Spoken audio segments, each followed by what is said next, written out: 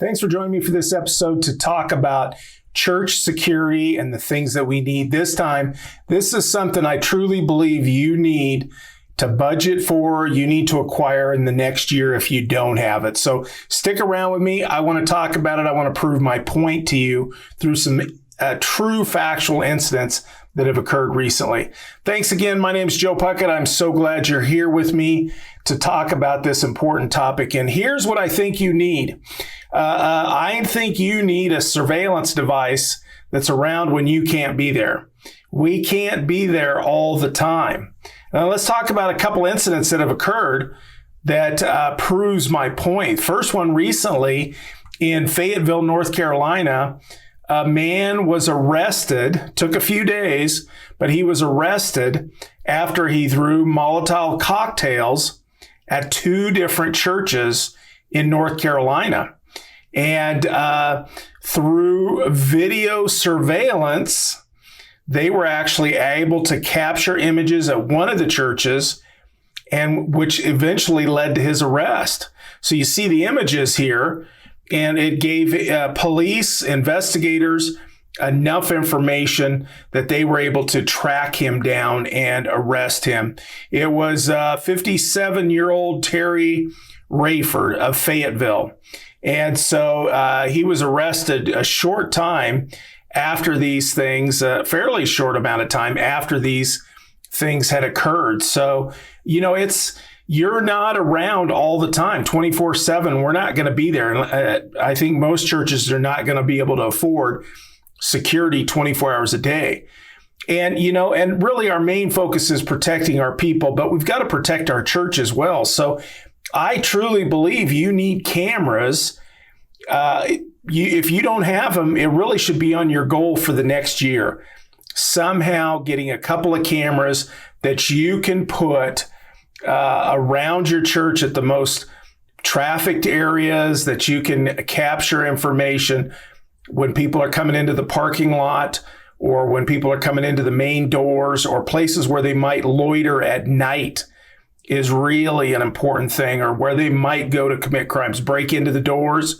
We've seen a couple of those incidents that we've talked about just over the last couple of months, where cameras were able to capture the image of the suspect or suspects, and which eventually led to police being able to arrest that person involved in those situations. So again, we're not going to be there, but we need somebody or something that can be there, and that's those cameras. Couple recommendations that you might not hear other places, and I want to make sure and just mention it. This is a quick video, but one, I recommend that you get cameras that send information to the cloud. And usually it'll cost you $10 a month or something minimal, but where that camera records information and then records it into the cloud, so that if something were to happen to the camera, like it was stolen or it was damaged by fire or something else occurred, then that image that it took, even as that person's reaching up to take that camera,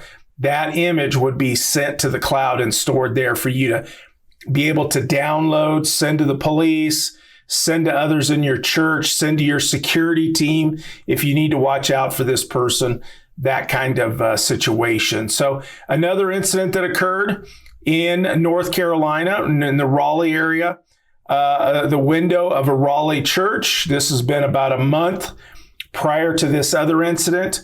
A female, 44 years of age, Nayla Wedstone, was charged with burning a church, religious building. She threw a Molotov cocktail through a window and into the church. So, you know, it's a homemade weapon. It's pretty common, a homemade weapon that people can put together, and they can use that for destructive things. If you're reading in the news right now, there's incidents where people were throwing them at the police. That's happens every so often.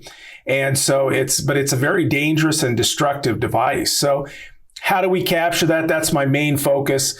How do we capture these kind of things? And that is through that camera. The other thing I want to mention, so first, getting a camera system that'll send stuff to the cloud, send those recordings right up to the cloud.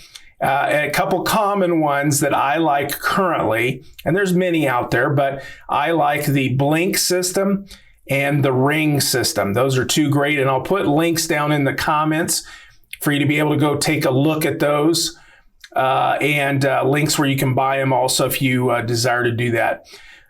And the other thing that most people forget or are not told, and that is if you're able to get 2 or 3 cameras that you're going to put around the property, people like to put them up high where they can capture the entire parking lot and this whole side of the building.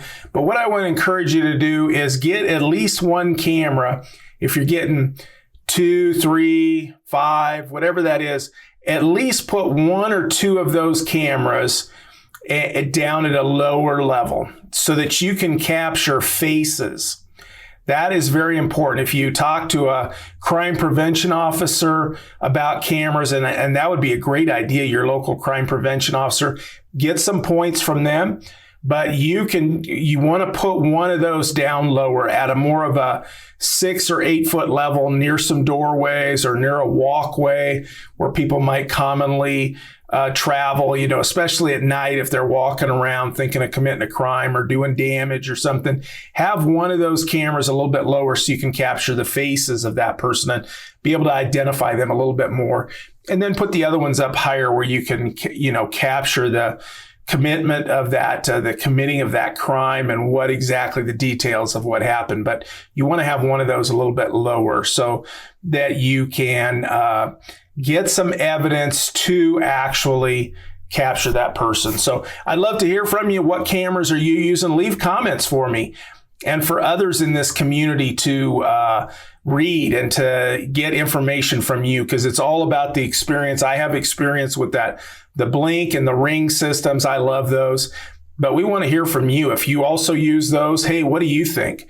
And if you use something else, leave us a comment and let us know what you like. So thanks again for joining me. Hey, if you're finding value here, like this channel, subscribe, and because we'd love for this to just continue to expand to help more and more churches. That's where my heart is certainly at. So, and don't forget, we have all kinds of information for you over at the churchsecurityanswerman.com, churchsecurityanswerman.com. Come over there and take a look. We've also got all kinds of recommendations on tools and tech over there, as well as trainings that you can do. There's some free stuff over there, free forms, some free videos to help you get started with certain aspects. So come on over and take a look at those things. And while we're at it, take a look at this video here that'll give you a little bit more information from a previous discussion that we had